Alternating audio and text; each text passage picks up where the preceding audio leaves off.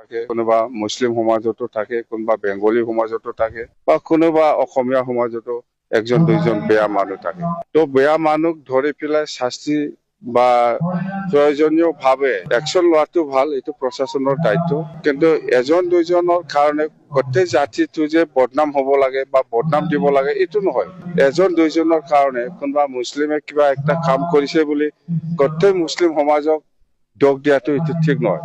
যোনে দোষী, যোনে কালপিত, ইয়াক ধৰি পেলাই মানে উচিত শাস্তি দিয়াটো প্ৰশাসনৰ কাম। প্ৰশাসনে কোনোবা মুছলিম সমাজতো থাকে, কোনোবা বেংগলী সমাজতো থাকে, বা কোনোবা অসমীয়া সমাজতো একজন দুইজন বেয়া মানুহ থাকে।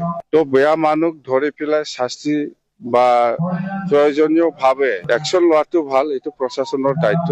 কিন্তু এজন দুইজনৰ কাৰণে গোটেই জাতিটো যে বদনাম হব লাগে বা বদনাম দিব লাগে এইটো নহয়। এজন দুইজনৰ কাৰণে কোনোবা মুছলিমে কিবা একটা কাম কৰিছে বুলি গোটেই মুছলিম সমাজক দোষ দিয়াটো এইটো ঠিক নহয়। যোনে দোষী, যোনে কালপিত, ইয়াক ধৰি পেলাই মানে উচিত শাস্তি দিয়াটো প্ৰশাসনৰ কাম।